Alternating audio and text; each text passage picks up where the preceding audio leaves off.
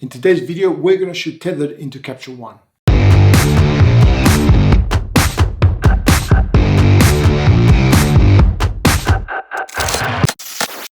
Hey everyone, welcome back to the channel. Today I'm going to show you how to set up your camera and your computer to shoot tethered into Capture One. Now this is a follow-up to a video that I made a little while ago where I showed you how to do this in Lightroom. However, Capture One does have some extra functions and there's some things that it does a little bit differently which may fit better into your workflow. So that's what we're going to take a look at today. Now when I say that it does things a little bit differently, there's one major thing that you need to be aware of right from the start. Now, when you shoot tethered with Lightroom, you are saving a copy of that image onto the computer, and then you're also saving a copy to the cards inside the camera. When you're shooting tethered with Capture One, it does not save anything to the camera. All the images are going straight onto the computer. So you need to be aware of that in case something happens to your computer, you will not have a backup on the cards. Now, this sounds like a bad thing, but there is a benefit in doing it this way because the camera is not wasting any time saving anything to the card. So there is a performance increase that you get because the camera sends it straight to the computer without spending any time saving anything to the card. Okay, so in order to set this up, we're going to need three things. The first two are pretty obvious. You're obviously going to need a camera and you're going to need a computer with Capture One installed on it. The third thing is some sort of cable. Now, 99% of the time, it's going to be a USB cables. Most cameras are connected via USB. Now, I'm using these orange cables here made by a company called Tethered tools. I'll leave a link in the description. These are specifically designed for photography, but you can use any USB cable. The advantages of using a Tethered tool cable is that they can make them really, really long and they're still dependable, they're still very reliable, whereas some of the cheaper USB cables, when you get to a certain length, they tend to become unreliable. The other thing is that because it's orange and you have these typically dragged across the floor, it's high visibility, so you've got less chance of somebody tripping over them.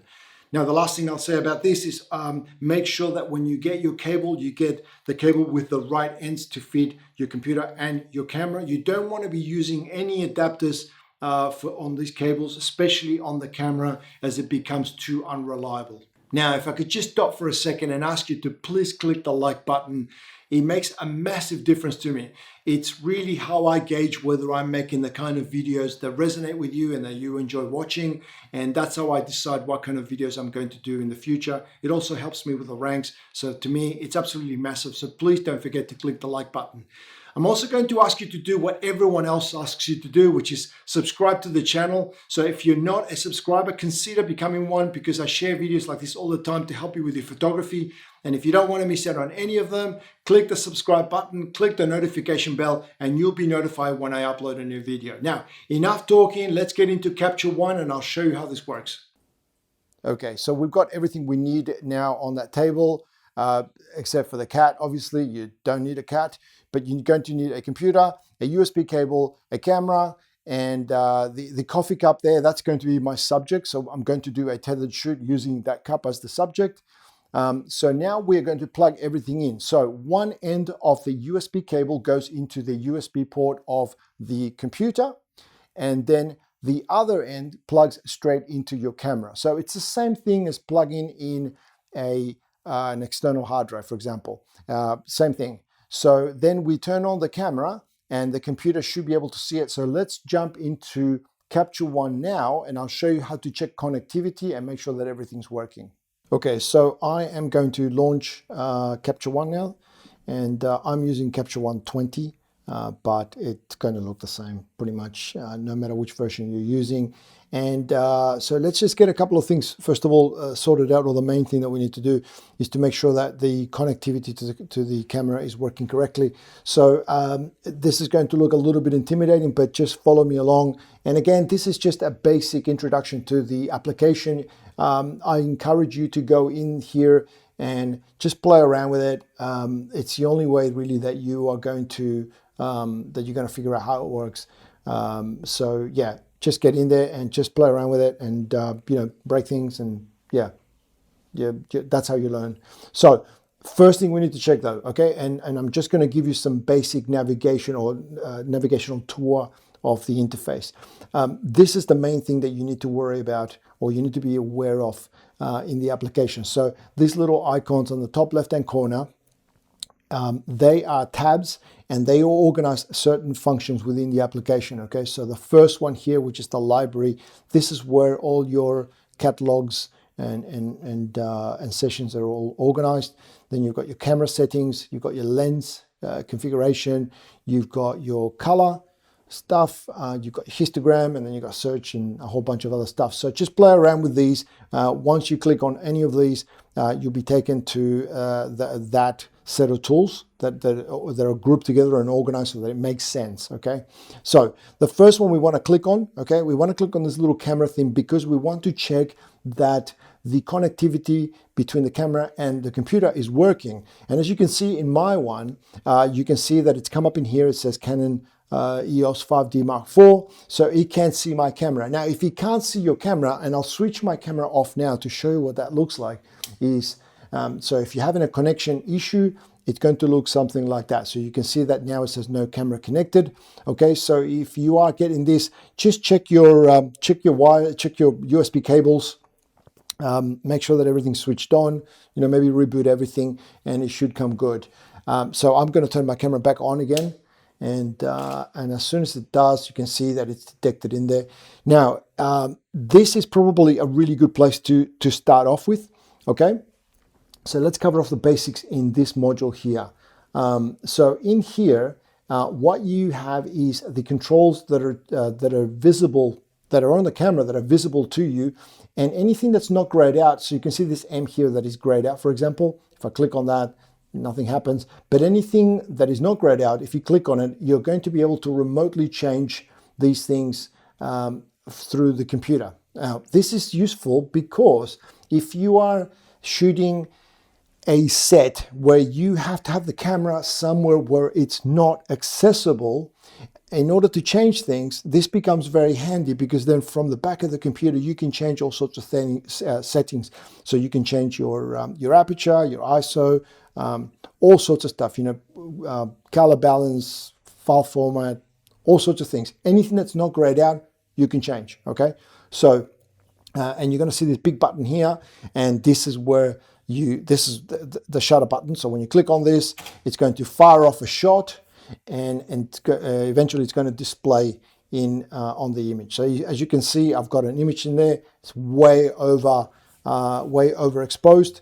So what we're going to do is we are going to bring that down a little bit, but I'll show you how to do that stuff, right? Okay, so in this case, if I wanted to do that, for example, I would say, well, let's go to 1/100th of a second. Let me just shoot that again.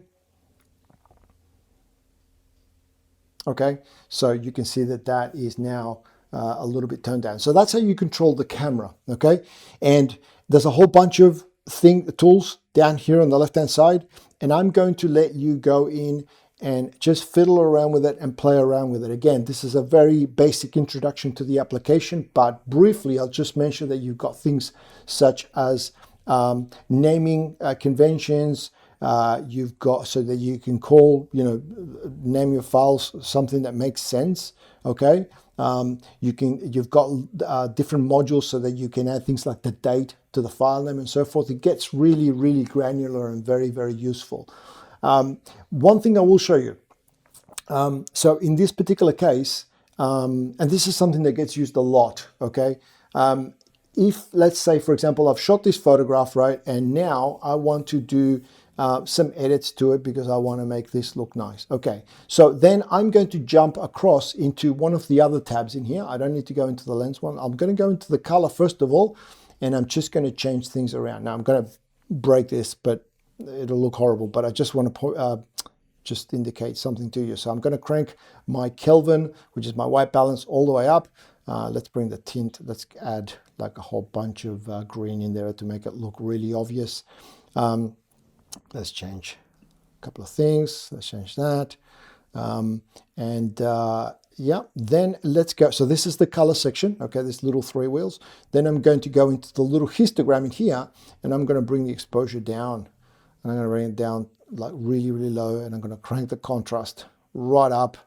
And let's bring actually the Kelvin down just a little bit. Okay, so this looks very different to the first picture that we took.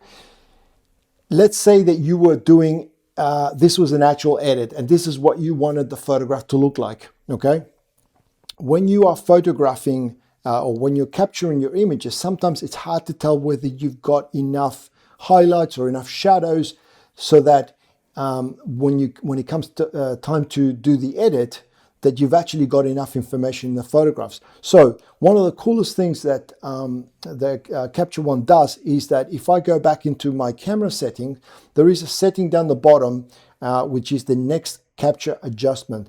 And what I do is I have everything going for to copy from last. So under ICC profile, metadata, and other, I go copy from last. So now, as you can see on the right hand side here, that's what the original, when I used to capture an image, that's what it used to look like. But now when I take another photograph, it's going to take the photograph and it's going to apply all those settings onto the new image. Okay, this is non-destructive. You can always undo this, but it's going to give you a really good idea of what the image is going to look like once you introduce those edits. And if you're going to increase the contrast, for example, you need to make sure that you've got enough information in the shadows and so forth. So that's why this is useful. The other reason why it's useful is that if you've got an art director or you've got a client with you, they're looking at these images unedited and they potentially could be a little bit unimpressed, right? So you could put a little bit of a very quick edit over the top of it, just to give them an idea of what it's going to look like once you fix the colors, such, contrast, exposure, all that sort of stuff, and then they get a better picture of what the photo is going to look like. Okay, so let's move on. There's only a few more things that I want to show you here, and just to get you going in the right direction. The other thing that I want to show you is this little button here. So next to the shutter button, you're going to see this live view button. It's got a little picture of like what looks like a movie camera. So when I click on that, it's going to lock the mirror in the camera, and it's going to show you what the camera sees in real time. So this is an actual video. So if I put my hand in there, you'll see that it's actual live. And this is very useful for when you're shooting small sets, for example, where you don't want to move the camera, but if the products are not in the right spot, then it lets you very easily and with a large level of control to go in there and move your product around to make sure that it's in the right place, and that everything else sort of fits in there. So you can rearrange your whole set, and you don't have to move the camera. Again, you can just leave the camera there, so that is very, very useful for that. So when you click that, it opens up a whole new window as well. So if you want, once you're done with this, you can just go and close that, and then you go back to your normal shooting mode. And again, I'll take another photo and I move things around a little bit. Okay, so it's going to do that, and then apply our edits or our coloring basically our adjustments over the top of it. So now there is one other killer function within Capture One that really sets it apart for a professional setting. Really, it's more geared towards a professional process, and that is a thing called Capture Pilot. Now, I'm just going to tell you about it. I'm not going to show you how to set this up because that's probably a video in itself. And if you want me to do that, please leave me a comment in the comment section telling me if you want me to make that video. But I'll tell you what it does just overall, and you can see it down here. When you switch this on, it turns your PC into a web server of sorts. What does that mean? That means that if you have a client or an art director, you've got other people working with you in the shoot, they can download the Capture Pilot app, and that app will see all the images that are on the computer. Okay, so one of the worst things about working with people is that they're constantly over your shoulder looking at the images on the computer, and it's just not a nice way to work. So this way you can just hand them an iPad, or if they've got their own iPhone or their own iPad, or it works on Android as well, they can just connect directly to the computer, and it's very simple to do, but they can see the images and they can take notes and do all sorts of funky stuff, again, on their own version, if you like, of the images, without disturbing anything that you do or impacting anything that you do.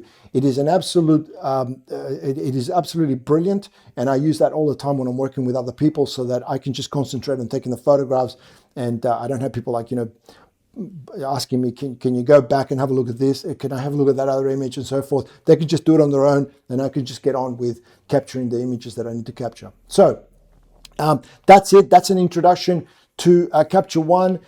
Just briefly, if I wanted to change some of the colors in here, so you can change the colors like I showed you here. Everything is organized. You've got your histogram here for your basic edits like exposure, contrast, brightness, that sort of thing.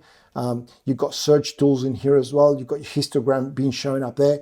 And the last thing that I'll show you is this section here, which is layers. So this is, I guess, maybe borrowed from Photoshop, but it allows you to group some of your edits into layers, so that if you let's say that you do your brightness and your contrast and you do, you know, your clarity and so forth, you can group that into one layer, and then you can go in and do a coloring session or coloring edits on your image. So if you want to go really funky like I've done in here, it's a lot of green, but then maybe you want to do a red version of this, right? So you could have one layer that contains all the green coloring and another one that has the red coloring, so you can switch back and forth between the two, and it just keeps everything really organized so that you can have different versions and turn specific things on and off to see how that is affecting your edit. So that's very, very useful. And at the last thing that I'll mention is that up at the very top here, you've got some tools. These are your basic tools. So you've got your little pointer, which is just your generic pointer where, you know, you can do things like, you know, get a reading up there for the colors, for example, and just select things. You've got your hand tool, which is just to move things around. I'm zoomed in at the moment, which that's not working. But if I was zoomed in, I could move the image around with this. You've got your loop. This is very useful. Okay, when you've got your loop set up, it changes a little pointer to a loop, a little magnifying glass. So then let's say I want to check the focus on this particular area, then I can just click on that and it comes up with this little preview circle so that I can just check that one spot for focus, but I'm still seeing the overall image as well. So again, whole bunch of stuff in here, and you can, if you select any of these, like that, you've got your cropping tool and so forth, and yeah, so a whole bunch of stuff, guys. Play around with it. Okay, your healing brush, your paint brushes, all that sort of stuff. Play around with it. You'll have a lot of fun. There is a little bit of a learning curve, but I do think that this is way more powerful than Lightroom. It's certainly geared for professionals. It just seems to fit a little bit better with the process that is followed in professional shoots, so when you're in the studio and so forth. And I will leave you with one thing that you need to have engraved in your mind. All the images that you're taking are only being saved to the computer, okay? You need to be absolutely clear on this. All these photos that I've taken here, none of them are on the card. The way that Capture One works is that it only saves the images to the computer just because of the way that it works. This makes things more reliable, and it does speed things up a little bit because the camera's not wasting any time saving stuff to the memory cards. But you do need to be aware of that you need to be careful with the files that are in your computer, okay? Because if you lose those, you've lost the shoot, okay? So there is no backup, and that is the main difference, I guess, in how it captures images between Lightroom and Capture One. Lightroom saves it to both the computer and the cards, but it does slow things down a little bit, and so you need to be aware of that. So I'm going to leave it there. If you have any questions, please don't hesitate to put them down in the comment section. If you do want me to make a video about the Capture Pilot, please let me know below. If I get enough interest in that, I will make another video because it is really probably one of the coolest things about Capture One. So that's it. Again, play around with it. If you have any questions, let me know in the comments section. I will help you with whatever I can.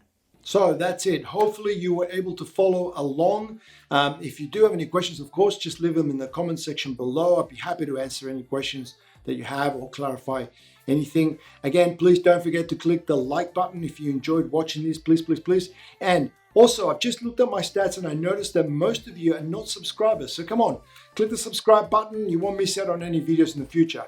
Now, another reminder, please don't forget to visit ministryofphoto.com. That's where you're going to find links to all of my videos. There's tutorials in there, there's blogs, there's even some free utilities that you can download, some presets, stuff like that. It's all free, so make sure you go check it out. Anyway, that's everything that I have for you today. Hopefully you enjoyed watching this video. I want to thank you very much for watching, and I will see you on the next one.